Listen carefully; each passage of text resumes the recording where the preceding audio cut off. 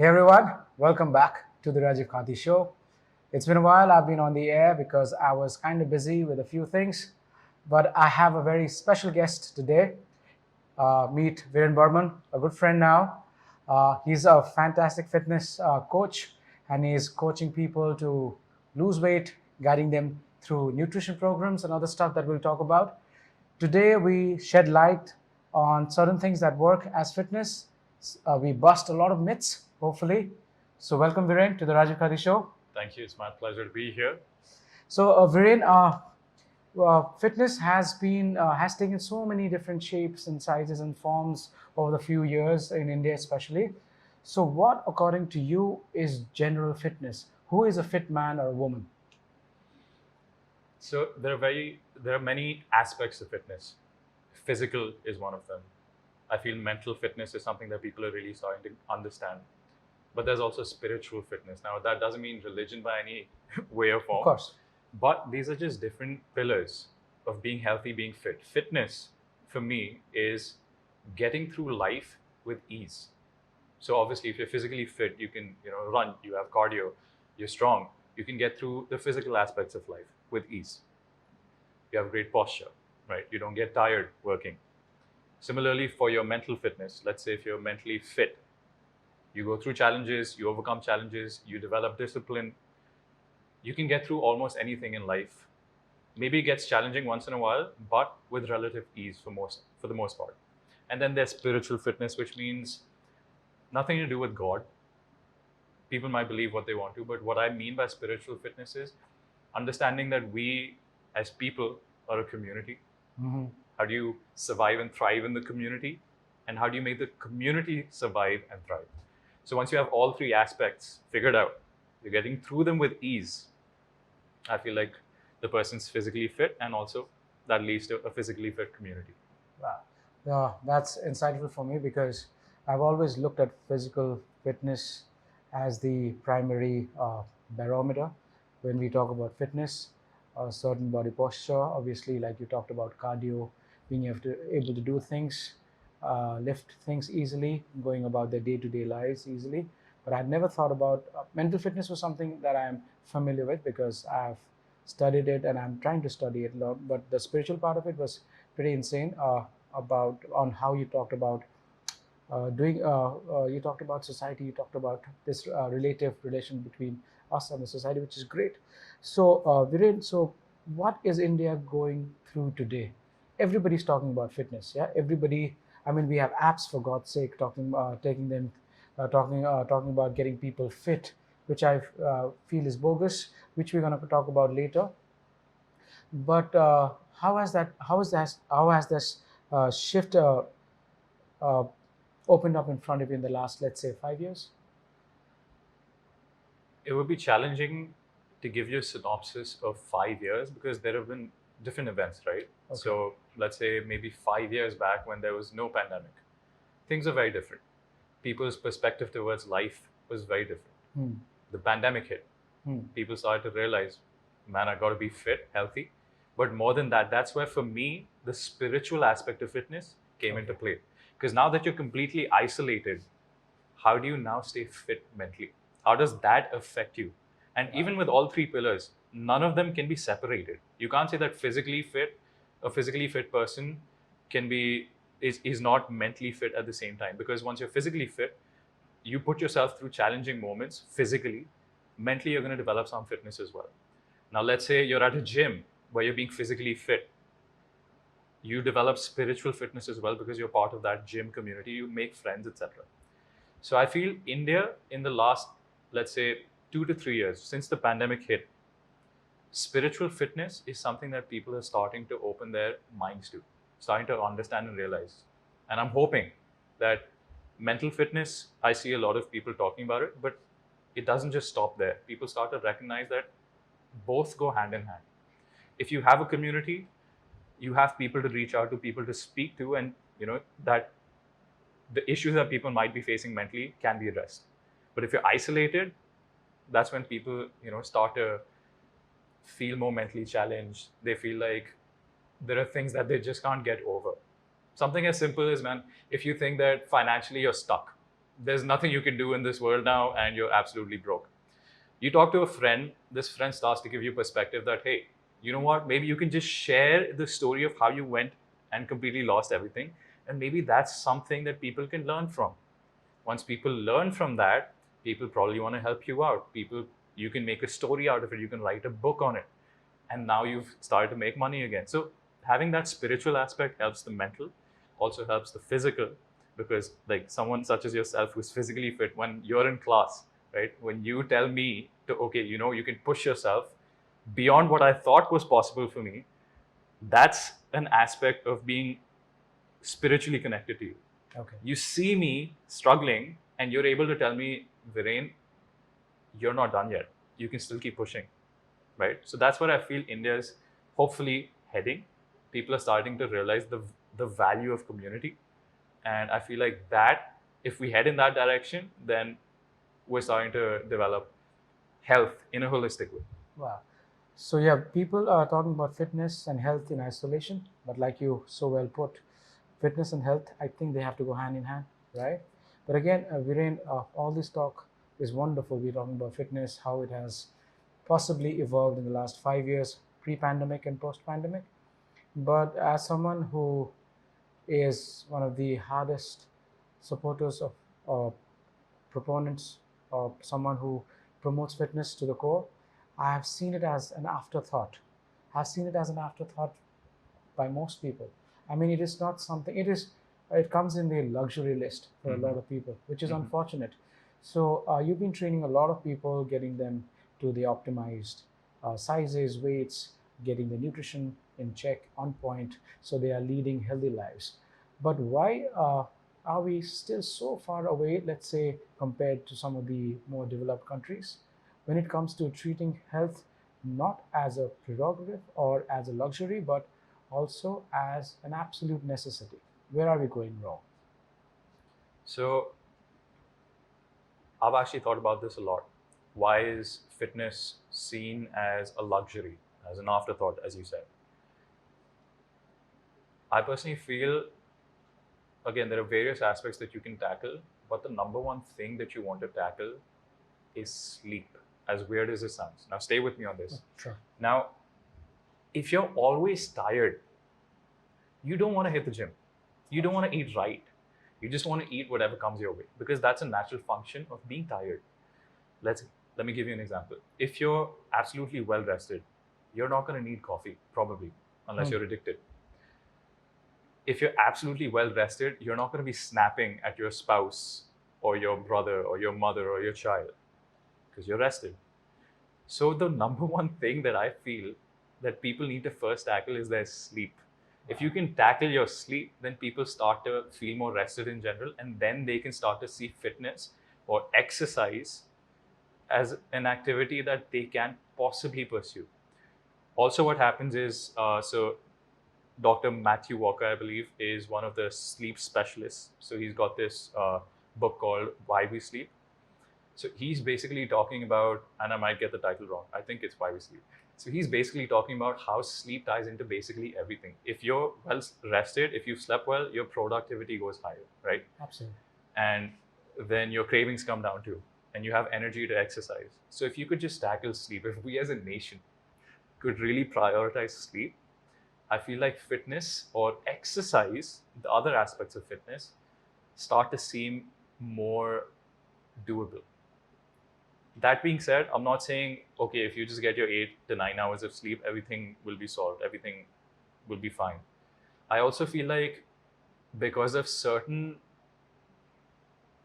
images and certain portrayals of what fitness is that has been showcased by media, Bollywood, whatever the case might be in India specifically, people think that in order for me to be fit, I need to look like a Hrithik Roshan.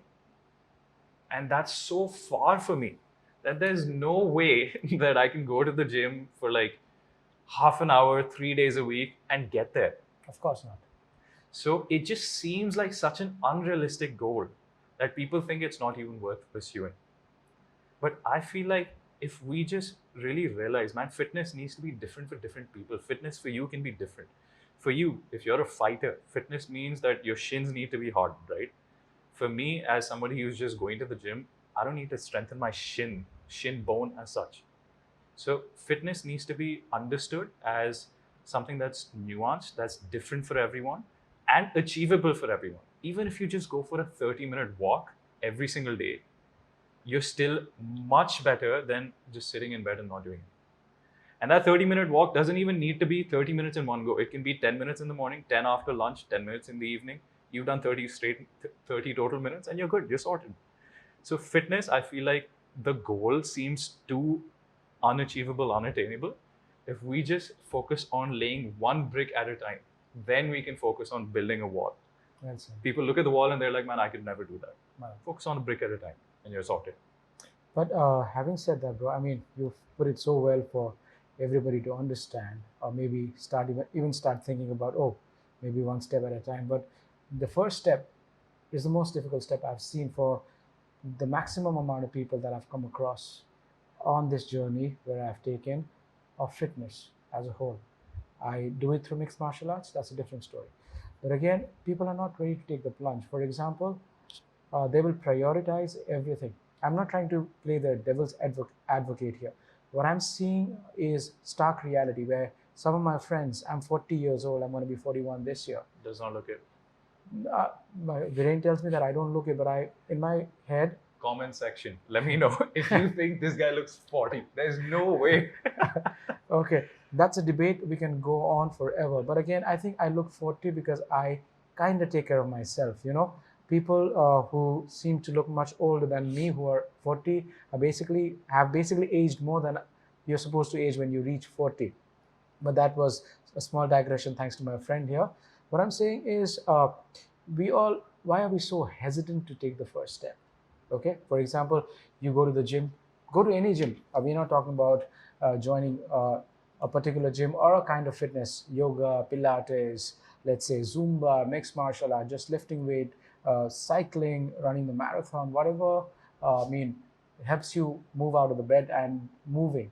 So that is your goal. But why is there so much of reluctance? I mean, none of the schools in the country are promoting fitness as it should be, in my opinion. For example, we have physical education classes, but physical education classes have been reduced to games classes.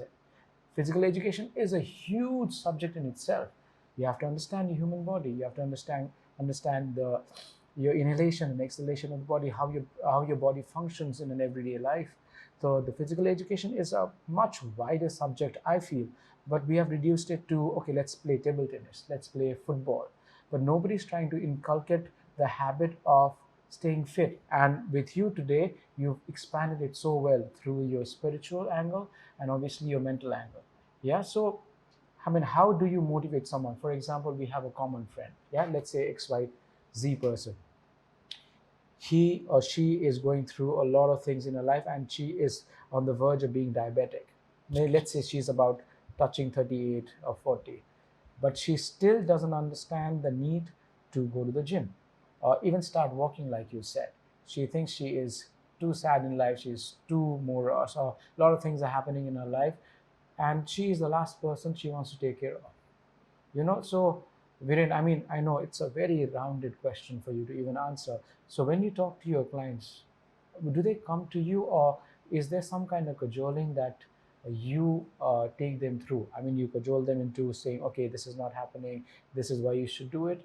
Is there a process that all the fitness trainers in the country hopefully can start, let's say, talking to about to their clients, so that they come in, not just clients, my apologies for calling everyone clients, but yeah, for people, generally people on the brink of, let's say, diabetes or hypertension.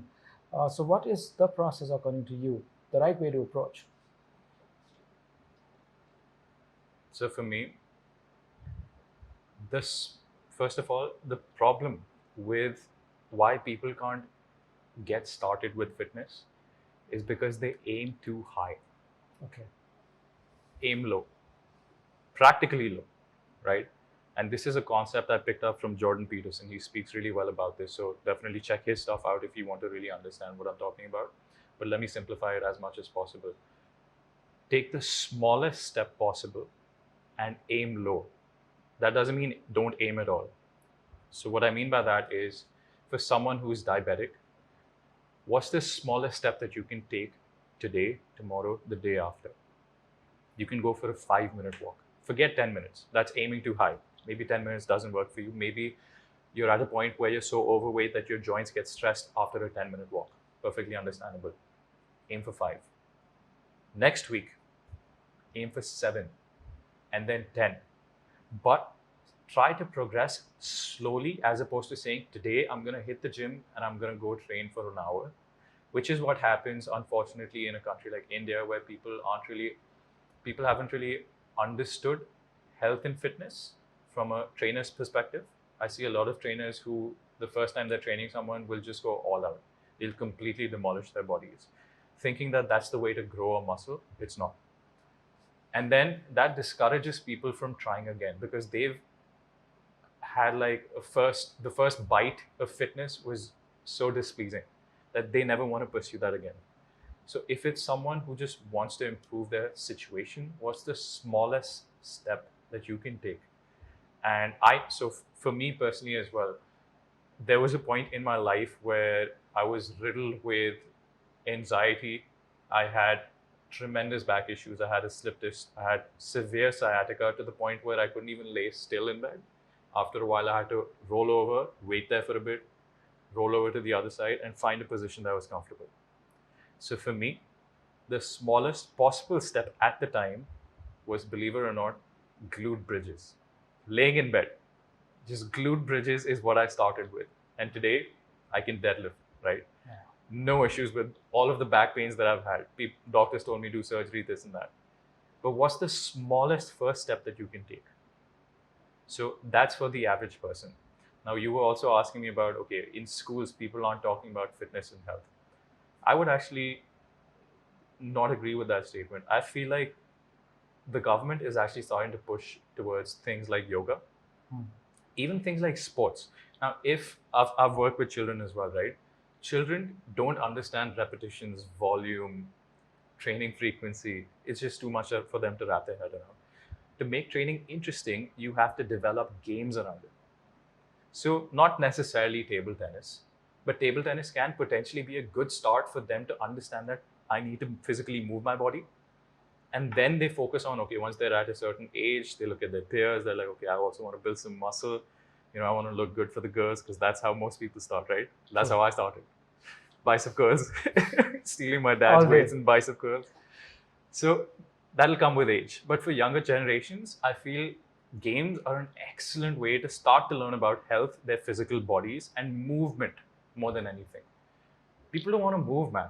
And that's not because of them being lazy. It's not. It has nothing to do with their laziness. Human nature is such that you want to maximize calorie intake and minimize movement as efficient as possible. So if I can somehow reach that table with like a sling and then reel it in, I would rather do that than get up and walk and, reach for the remote or whatever. The advent of the remote controls. Advent of the remote control as well. You don't have to go and step and change the channels anymore. So humans want to conserve energy as much as possible. Once you understand that about yourself, once I understood that about myself, I realized that, okay, rest of the day, I can chill.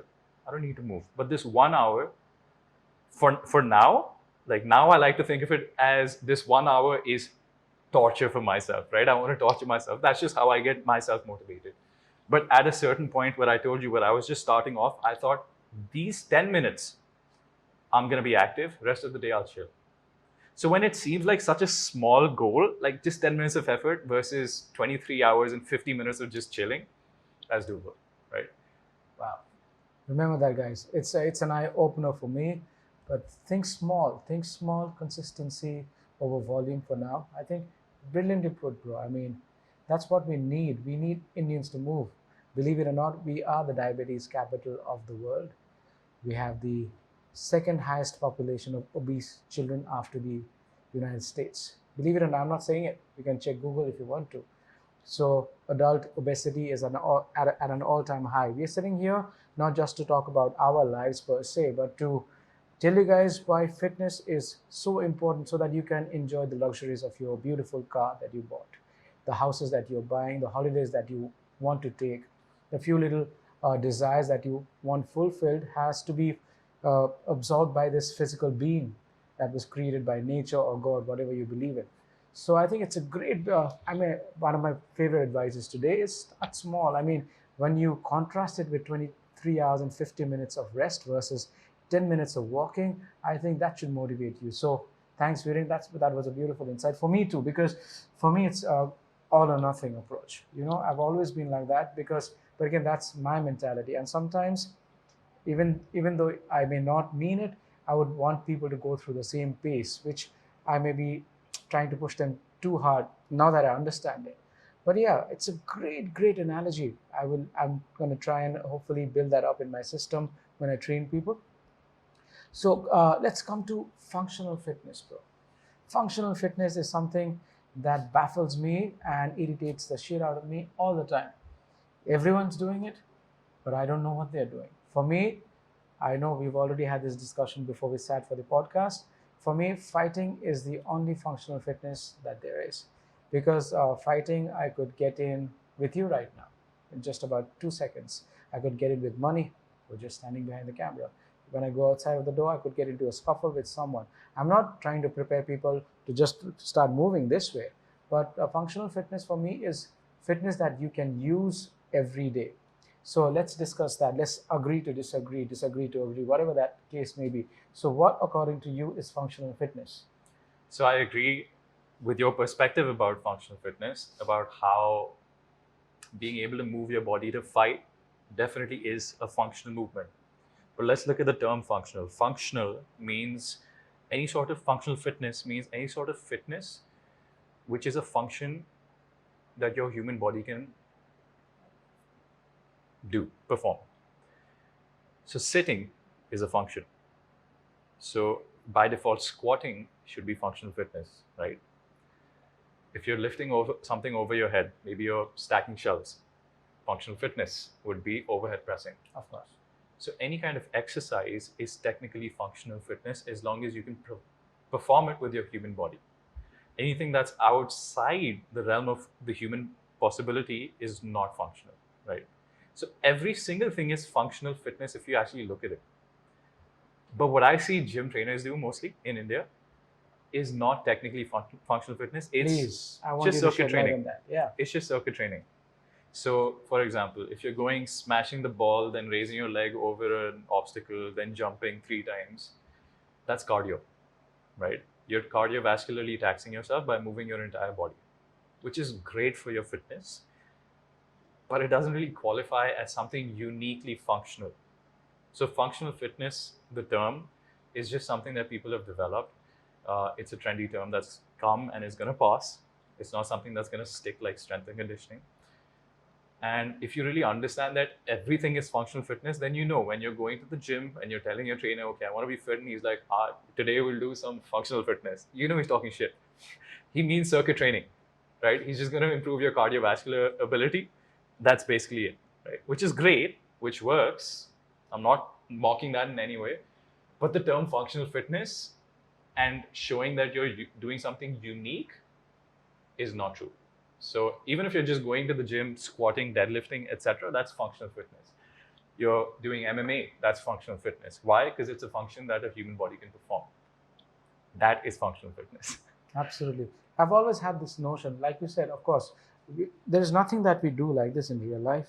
You can pick things up like this. How? If you're picking up your baby, this is how you pick up the baby, right? No, you lift the baby this way. You use more of your back muscle, not just your small little biceps. So for me, yeah, skull crushers. Rajiv, I'm a lazy person, right?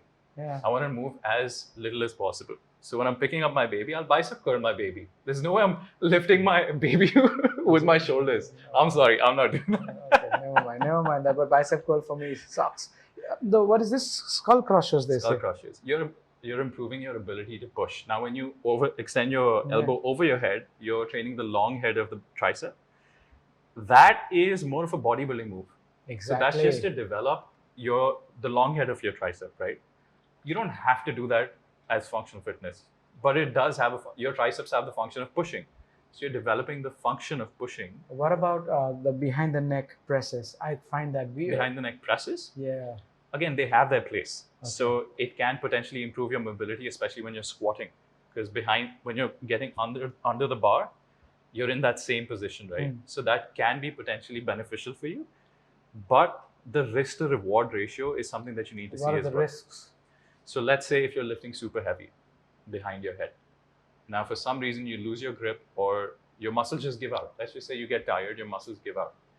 There's only one place that bar is going to go, and it's right on your shoulders, right on your cervix, right? Your spine. Versus if you were to just press from in front, it's a safer movement. And yes, that has its place, but it's a very nuanced exercise. You know what I mean? So you don't have to do that. Yeah, no, let's talk about that because I think it is very important. Because I've seen people who are newbies going to the gym and there's this trainer behind the neck presses karo aap.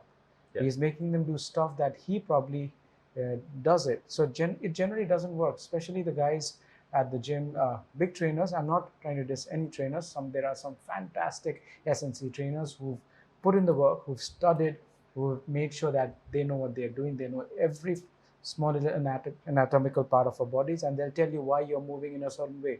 But unfortunately, in this country, they are just a handful. The rest are looking at stuff that have worked, or the Gurujis have told them, or the Gurujis have told them. For them, it has somehow worked, but now he's trying to injure you, for me personally, yeah? So let's talk about 5 exercises according to you, especially resistant exercises that a newbie should avoid. So again, there is no exercise that's bad technically, quote unquote bad. There is no such thing as bad exercises. What you need to look at is your risk to reward ratio. Please, 5 of these. So for example, your behind the neck overhead presses, the risk is too high for a newbie versus a reward, right? Now, one of my favorite movements is a deadlift, but if performed incorrectly, can injure you, right? That's what we see most often. So for a beginner, instead of doing a barbell deadlift, if you've never learned it, the first movement you need to learn is a hip hinge, how to do a proper hip hinge. And perhaps starting with a single dumbbell placed between your feet as opposed to a barbell deadlift, right? Then another exercise would be, let's say, a chest fly.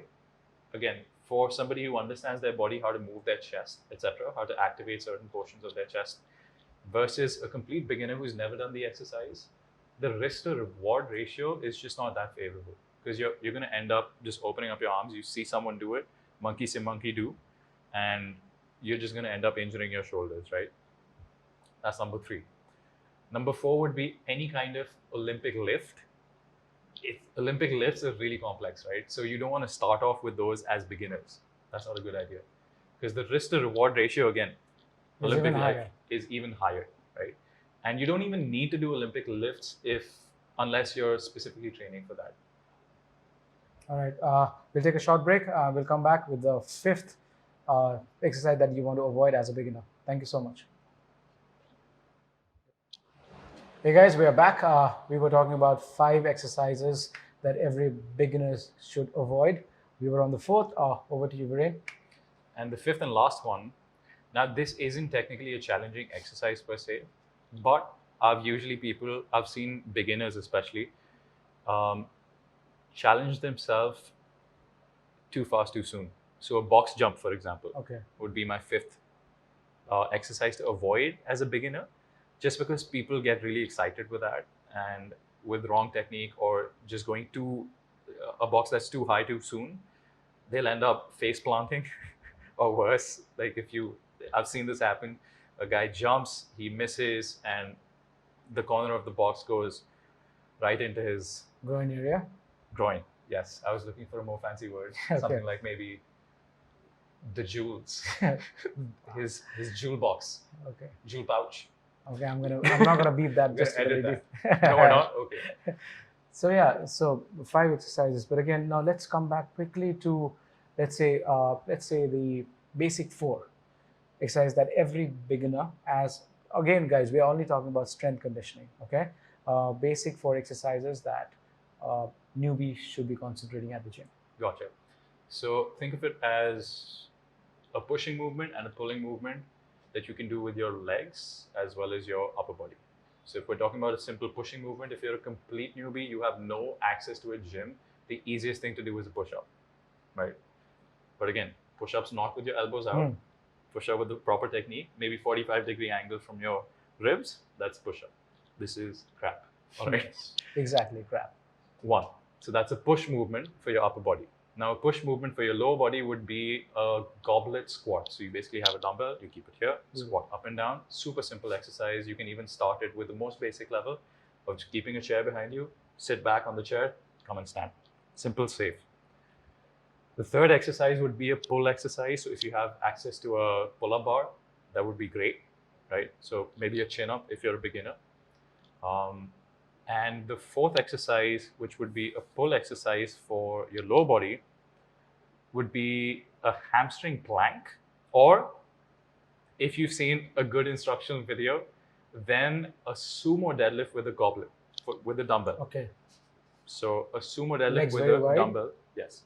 Legs wide, such that your knee is right above your foot. And when you're at the bottom position, your knee stays above your foot. So if the knee is collapsing in, it's too wide, right? So a simple, safe movement would be with your chest up. But again, I would recommend just start with the hamstring plank. Yeah, That's not get complicated. I mean, please follow him on Instagram. He has all this great stuff over there. So check him out. Hit him up if you are looking for great personal training. So this is the man, because I've had a good conversation, lengthy conversations with him regarding human anatomy, and I'm so impressed. He's one of the students at Rebel, but again, someone who's studied this, made sure that he doesn't dole out information that is bad for his customers, his clients, or his students. Yeah. So women, okay, women tend to worry about muscle gain. I mean, I have a lot of women, oh, weight training nahi karna hai. Muscle बढ़ जाएगा, इतना बड़ा नहीं बनना. I have to tell them, bro, even if you want to, you're not going to grow. Yeah. Because unfortunately, nature intended us to be strong. Yes. And it gave us testosterone, and unfortunately, or fortunately, it gave you guys estrogen, not a muscle building hormone, right? So some myths regarding, especially also because you're talking about pull-ups, 9 out of 10 women have difficulty doing that exercise, but so what are the small little hacks that you would suggest? And also quickly shed some light on why women will not bulk up, why weight training is so important for women. Gotcha. So let's address the weight training and women aspect first. So in order for you to grow muscle, you basically need a few things. You need water, you need enough protein, you need a stimulus for the muscle to grow, right? And you need enough calories. But more importantly, what differentiates men from women is that we have higher levels of testosterone, significantly higher. So even the highest level that usually women can obtain in terms of testosterone is significantly lower than the lowest level that men have for testosterone, usually, average. So there's an entire industry for guys to be able to grow muscle. Like every guy just wants to grow muscle and they're struggling. Most guys are struggling to gain muscle. If guys with their testosterone are struggling to gain muscle and look like Arnold Schwarzenegger, there's no way that a lady can step into the gym without supplementing with steroids or exogenous hormones, look like a bodybuilder with just weight training. It's just not possible. Women's hormone profiles are so different from men that women just don't produce enough testosterone to be able to grow that sort of muscle, right? As a result, there are some studies that show that perhaps women can actually perform more volume for training. So you might feel like, okay, I go to the gym and I can just keep exercising and I feel like I don't want to push myself that much because I'm going to become like too big. That's just not going to happen. The way nature has intended for the male species in humans versus the female species in humans to be is just that male species have the tendency to grow muscle, capacity to grow a lot of muscle and be physically stronger. Not to say that's in any way better, but if we're just looking at straight up scientific fact, then men can build a lot of muscle naturally. Women cannot build as much muscle, but can potentially build muscle. So if a girl or a woman goes to the gym, trains regularly, she's not going to look like the She-Hulk. Of course. And if you've seen a lady who looks like that, either she's like some genetic elite, but most likely 99% of the time, that person is supplementing with some sort of exogenous hormones. So for a woman to think that I'm just going to hit the gym and look like She-Hulk, you're not. You're going to look like Wonder Woman. Wow. Which is amazing. So can you highlight the benefits of weight training for women? Absolutely. So the number one highlight would be that it's going to help you age better. So a lot of times what we see is that people who do not have physical training reach after a particular age, let's say it's 60, 70. These days it's 70 because people understand nutrition a little better and movement. But after the age of 70, people require assisted living. So the last few years of your life, the quality severely goes down just because you don't have any muscle to help you move around and you require assistance. So if you were to start training right now, you're building a foundation to be able to sustain yourself, or rather be independent, not require assisted living for later in life. Biggest win that I can think of. So it massively improves your quality of life, one. Number two, it'll massively improve your posture, right? So if you have good posture, you can think straight, you can move better, you look appealing, right? And not just to the opposite sex, but also a person who looks physically fit versus a person who does not look physically fit. At the end of the day, there is a difference. The difference is a physically fit person will be seen in a specific way because physical fitness is not something you can buy. It's not something that you can go to a store and say, okay, I want to pick out this physically fit thing, this body, I want that. You need to put in the work for that. And if you're physically fit, if you have good posture, people recognize you as somebody who's hardworking. There's no way you got that without hard work, right?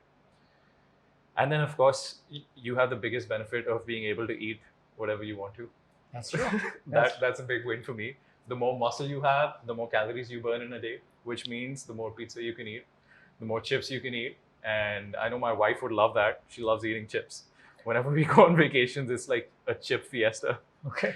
So these are three simple but important benefits. In whatever order you think is your priority, I would start with food. Yes. But again, please, benefits. Women, if you are listening to the podcast, I'm going to cut this section out and make a small little reel for us to use. Please understand why you need to start weight training. Viren so beautifully put the benefits of it. My number one priority, unlike him, is not food. It's not assisted living when you're 70 years old. That's probably the last thing we as independent human beings want to live like. You know, I don't want somebody lifting me up just so that I can go to the washroom and brush my teeth. That's not something that I want to do. So that's why I'm trying to do as much today so that, and the second part, I agree with him absolutely because I run a few things besides just fitness. So my icebreaker is always like, you don't look 40. Oh my God, how are you so fit at this age? So it's a great icebreaker for me. And sometimes I get to close deals much faster because we didn't take that 10 minutes of awkward silence of trying to gauge each other of how good he is or how good I am.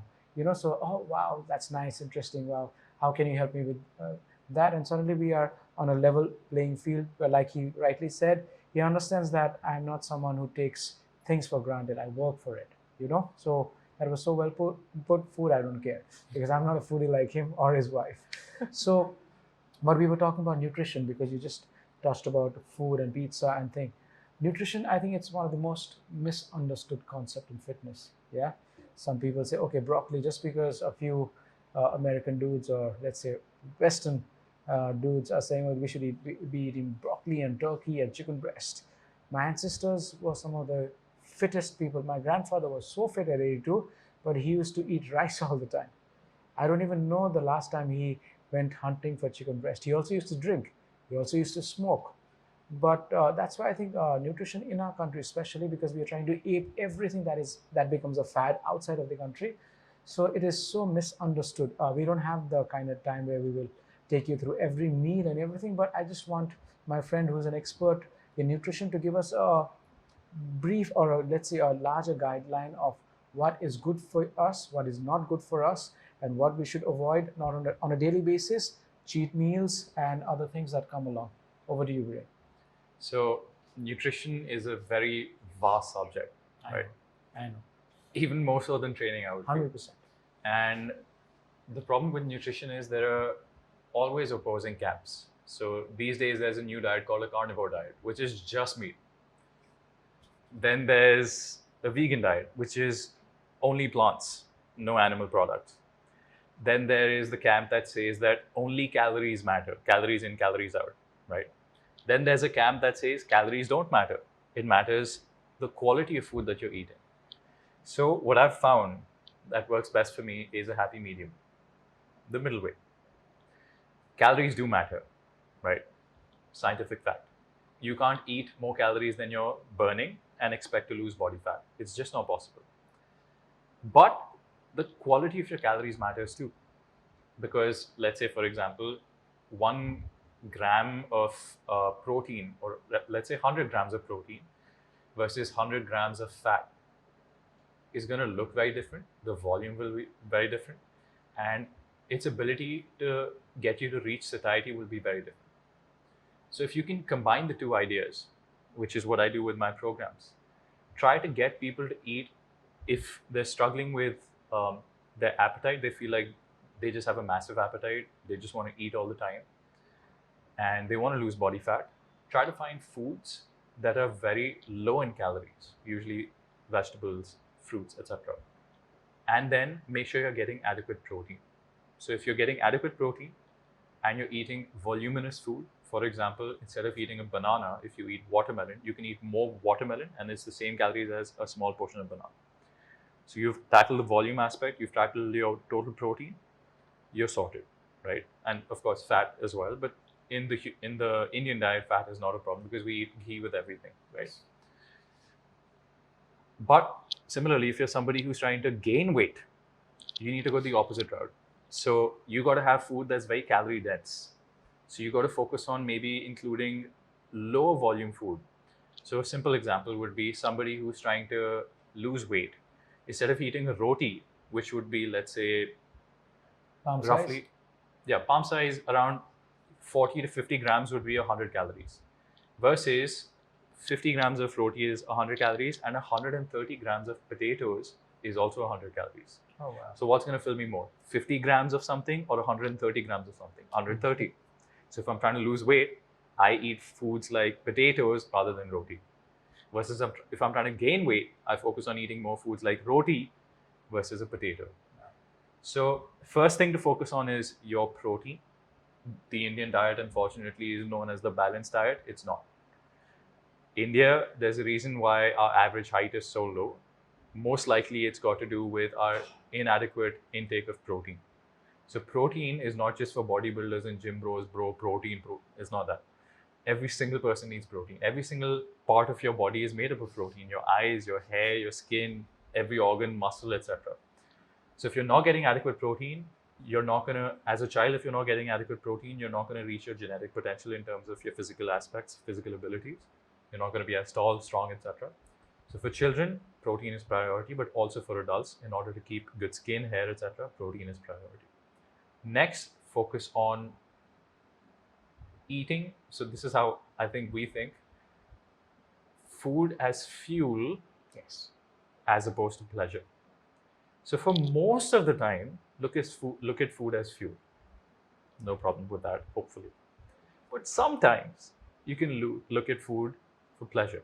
Sure. Not saying that you have to eat boiled chicken and boiled rice. No, you can eat your chicken, you can eat your pastas, etc., as long as it's made in a way that it's not super calorie dense. For example, if you use a tablespoon of oil versus a teaspoon, that's a difference of 100 calories. So 3 times a day, that's 300 calories that you've saved, right? Just using a teaspoon instead of a tablespoon. So look at food as fuel. So don't overeat. Try not to go over with your calories, under. So this way you've tackled the camp which says the quality of your calories matter. You tackled with protein, and total calories matter. You tackle with your fuel intake. Once you've taken care of your protein, look at how many carbohydrates, fat you're eating.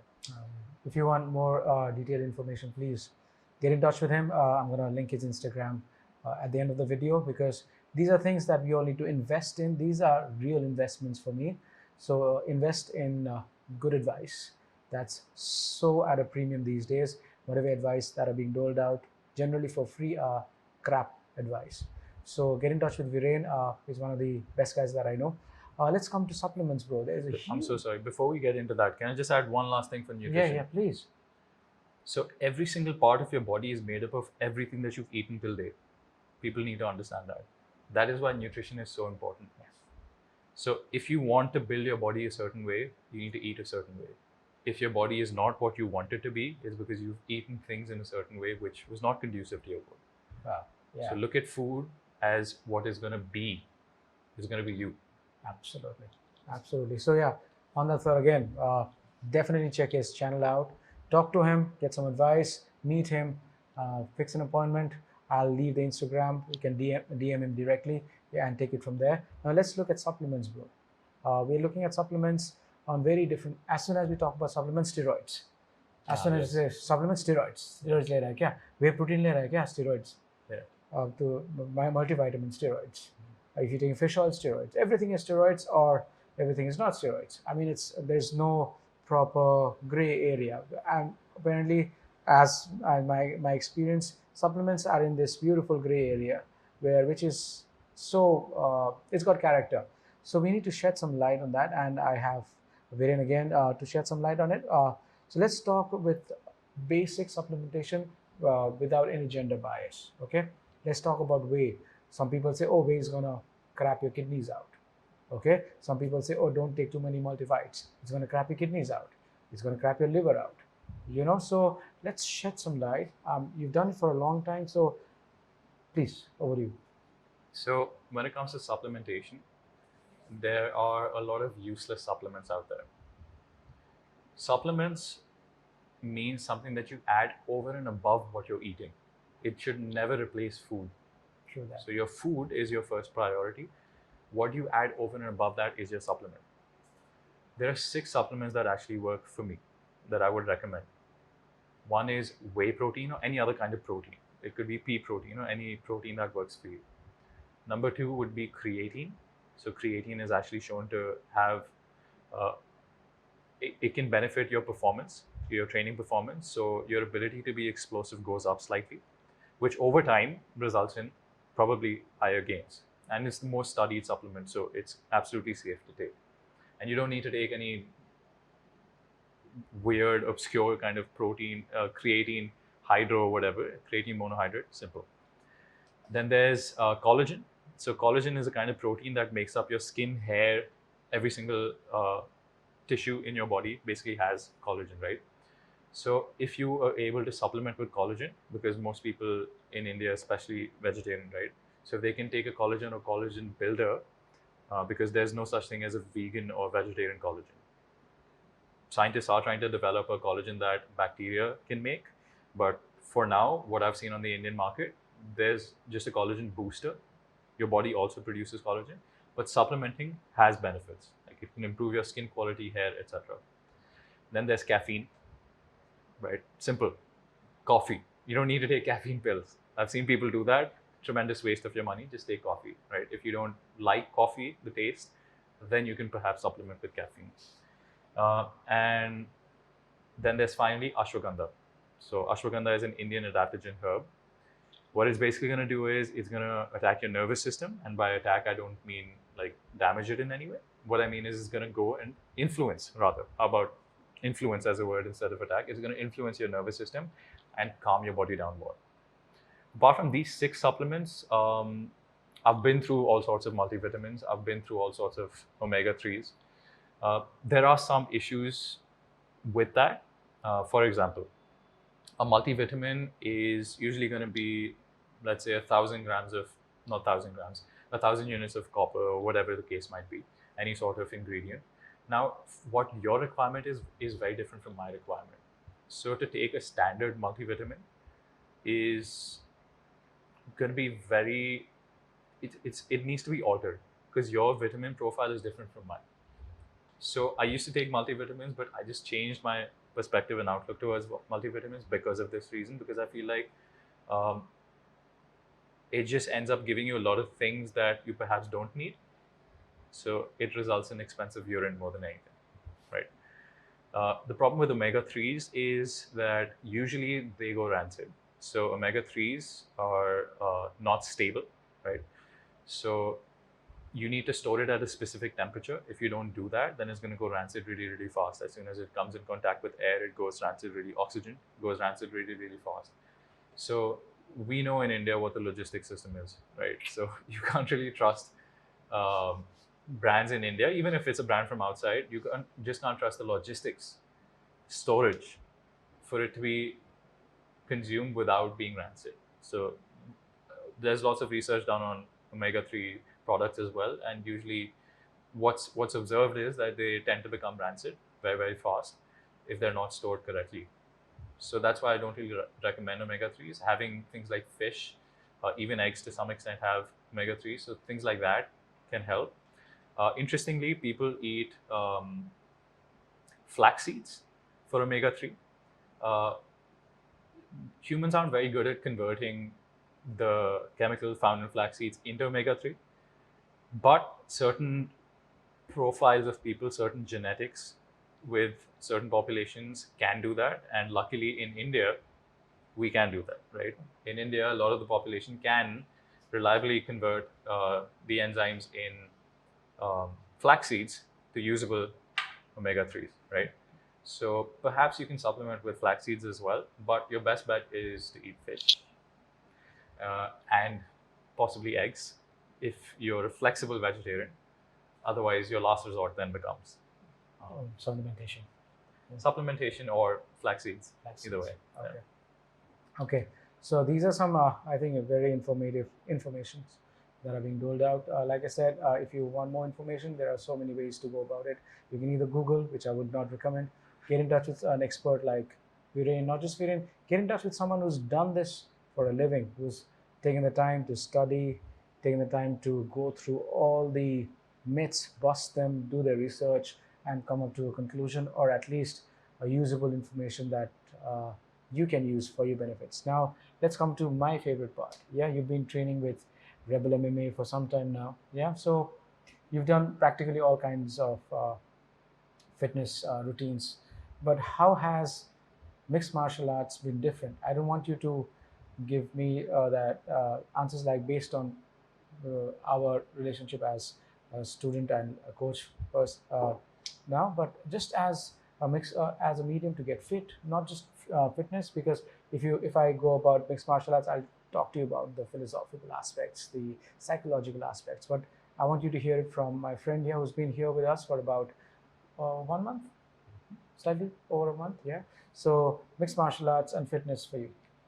So I'll be honest, I've been trying, like when I was younger, I used to do a lot of taekwondo, but growing up, I always wanted to get into some sort of martial arts. One issue that I had growing up was there were no reliable places, right? I'd seen a lot of people just teach a lot of things that weren't legitimate. So that was my biggest pet peeve. Number two was just hygiene, right? Because my brother told me that, you know, he doesn't want to do BJJ or this or that because he's seen people get ringworms on their face and all sorts of things. I know. So I had a lot of inhibitions. I had a lot of excuses. But a while back, I had this weird dream where my wife and my future child was there in a situation where I was trying to protect them and I couldn't. And I woke up that day thinking I have to learn how to fight. Like, I don't care how you do it, Viren, you have to learn. So I started learning boxing for a while, but I just felt like boxing it's a great sport. I love boxing, but it's not going to help you out in a real life situation as much, right? So I started doing my research, and I'm a huge fan of the Joe Rogan podcast as well. So there he's always talking about jiu-jitsu. There are a few people that I follow, like Jocko Willing. So he's always talking about BJJ. So I said, man, I got to try this out. And I think I reached out to you guys sometime around Jan. And I had reached out. I wanted to do BJJ a while back, but I tore my hamstring. And then once I healed up, I had all the excuses again. But then this Jan is when I was like, okay, now I have to learn, right? And then Feb, I got married. So I was like, okay, you got to wait a little longer, come back from your travels. And I think that's when I started, when I joined you guys, late Feb. And ever since then, there are very few things that I love playing basketball. I grew up playing basketball, right? I always played basketball. Then injuries, this, that happened. Life came in the way and I stopped.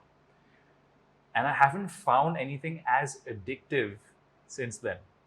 But when I came here and I started doing BJJ, I started doing kickboxing, it's not just because you're learning how to fight. That's a very banal way to look at it, right? It's very like brutish way of looking at it. It's not that.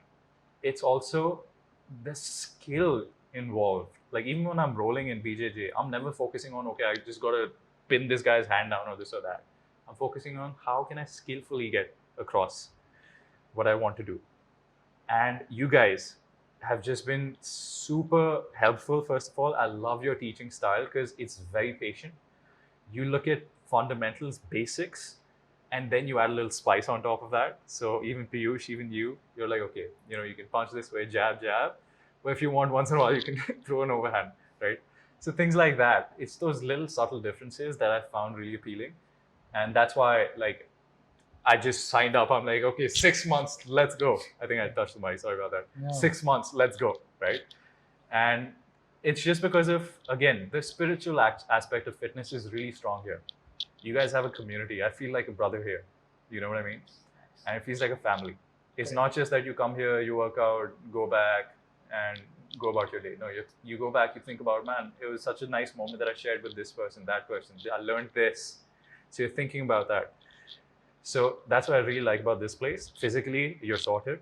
Mentally, you go through your harsh moments, right? Because when you're getting pinned down, a guy's suffocating you, that's not easy. You don't tap. You push through it. You figure out a way. So the mental aspect of fitness is handled. And then the community, people such as yourself. I mean, you guys have been viewing his podcast for a while, but if you have the opportunity to come meet him in person, I seriously recommend you do that. Because it's just that warmth that you get out of this place is special. And that's why I decided to stick on. Thank you. We'll take a short break. We'll come back again. Welcome back. This is the longest episode, so we have 2 breaks in this. So we were talking about Rebel MMA and your journey with it. Yeah, you've been over here for 1 year. Sorry, about a month now. So has anything changed over here on your level of in what you were meaning to get out of us? Not just in terms of fighting skills, but your holistic development. Is it different from anything that you've done before? Absolutely. So even when I hit the gym right now, I speak to people, but it's never a conversation. Now, what the hell do I mean by that? That just sounds like a stupid quote, right? But if you really investigate what I've just said, you'll understand that even when you go into a gym, you start talking to people, it's very surface. You never really understand who they are as people. But here, you have that sense of community, which is huge for me, and which is something that I've always been in. Like I've always been on a basketball team. It's a group sport, right? It's not a solo sport. Of course. So having that sort of camaraderie with people really helps. Other than that, just taking out any frustration that you might have on the bag, right? Not on a person. We do not advocate that here. Yeah, of course, never. But on a bag, massively helpful, man. It really, really helps because it helps you calm. It helps you when you go through this sort of struggle right in the morning, first thing. The rest of the day, something comes your way, a challenge, you're like, man, I got choked out in the morning. What is this? This is nothing. That's true. And that's Mike Tyson has this really interesting bit about how he's saying that, if somebody comes and speaks trash to you, Mike, how are you going to react? He's going to be like, it's nothing. I've broken people's faces. I've had people break my face. Somebody coming in and leaving a mean comment online, that's not going to do anything for me. That's true. Right? So the worst thing that's happened to you is the worst thing that's happened to you. So if you really put yourself in situations where you're struggling, I feel like then the smaller challenges just seem really inconsequential. Like they're not going to affect you as much. Yeah. So that's what I found really helped me out here. Yeah. Just getting rid of that frustration and looking at life as manageable. Yeah. And for me, it is a very holistic approach towards fitness. Now, when you talk about it, the spiritual aspects also now, because like you said, it's a give and take, the community versus the single individual. Yeah. So that's also there. That's what we're trying to build. So yeah, if Also, Viren, because you are a big influencer, no, what I mean is, I need you to bust this myth that this is not something that women can do. What do you have to say about that? This is something that women should actively pursue. Yeah. So, okay, something like BJJ, what I've learned is your physical strength does not matter. It's all about leverages. Like, I can fight a guy much bigger than me, not right now. Please don't challenge me in the street, on the streets. But maybe in 6 months, I can fight a guy who's much bigger than me and I can submit him. You can submit me anytime. Like, I'm 6 feet tall, right? Yeah. I'm a big guy, supposedly. I'm not. But let's say if I'm bigger than you, you can still. I can still go ahead. Blow the lights out of my brain, right? Yeah, you're right. You're right. So for women, if you're really looking for a fighting style that's effective, you want to be safe in life, you want to feel safe, you want to feel confident, you want to feel like you can go anywhere without any sort of problems, you can deal any situation without it getting too unsafe. Obviously, within reason, you don't actively go out and seek aggressive situations, but if you're in an aggressive situation, you will definitely feel like you can handle it if you know how to use your body as a weapon. Yes. And BJJ, kickboxing, in a controlled environment, even when we spar, is something that can 100% make a massive difference in your life. It can completely change your outlook towards being confident in certain situations. You can go anywhere and you're going to be like, okay, there are possible scenarios here that can go down. I know what I can handle though. So I don't need to go back home, put the covers on and think that, okay, I can't deal with life. No, you can, because you're trained for it now. So for women, any girls watching this, any women watching this, please investigate. Come check it out. Take a trial class. Don't just do one class though. A trial class is never one class. Stick for a week at least, right? That's true. Do 5 classes and then decide whether or not it's for you. But do those 5 classes, and I promise you, if you come and do 5, you're not going back home. I hope not. You're sticking around. I hope, because it's not just about, that was the idea when we started Rebel. We have a great team. It was making it about the people that come to us. It was not about how good I am. I've trained for 10 years. I could always be better than someone who just walked in. My idea was to get him to my level the quickest. I took 10 years. He should only take 4 years, hopefully. That's why we have people like John Combs coming in. Yeah. So we want to invest in things that will get our students better. It may sound like a marketing gimmick for Rebel MMA. It is not. You can check out any other institute, as a matter of fact. But MMA for women is something that you want to explore. Like my friend said, investigate at least, And a lot of people are talking about the sweaty aspects of BJJ. I mean, all weird situations are sweaty. And in this very situation, it is very controlled. If you're uncomfortable, which you will never feel, physically, yes, because I'm going to be sitting on you, but you will never have that queasy feeling running down your spine, because that's taken care of. Because for us, our job as coaches or as people who've done it slightly more than you guys is to make sure you don't have to go through the same drudgery that we went through, because there are systems in place now. There are things that we've done and we are not very proud of also, that we want to omit from our regime over here. So, I mean, this was a fantastic podcast for me. Besides mixed martial arts, we got to understand about what fitness truly is. We understood the physical aspects, the spiritual aspect, which was eye-opener for me, and also the mental aspects. Do not just see this episode. If you happen to see this episode and do nothing about it, get in touch with Viren. Talk to him about things that you want to achieve in your life. You can always check out Rebel MMA on Instagram at Rebel MMA India. I'm going to put that Instagram handle down here. Please check him out. I'm going to obviously post his Instagram. DM him for anything that you may want, and take his guidance for things that you've always wanted to do but could not for various reasons. Get in touch with us. And also, thank you so much, my friend, for being here. It was such a great podcast, or a video podcast, whatever you may want to call it. Hopefully you guys will be able to use some information over here in 1.25 hours or 1.15 hours. We could not give you everything. So for in-depth knowledge on nutrition, anything that's got to do with your journey as a beginner in terms of physical fitness, get in touch with Viren. Like I said, his Instagram is going to be all over the place. Get in touch with him. And for more episodes, also subscribe to the channel, because I'm going to be bringing out such content that you may be able to use in your life. Also ring that, what is that thing called? The bell icon. I'm trying to bell icon so that you will know what I've created or not created. So thank you so much for watching. If you've been watching for some time, and I hope if you like something in the episode, do comment on the comment section below. Also write to us about if you have any questions regarding anything. If you're not able to get in touch with me or Viren, write to us in the comment and we will be more than happy to get in touch with you. My friend, thank you once again. It was such a pleasure having you. My pleasure. And thank you. This is me and Viren signing out. Peace out. Thank you, guys.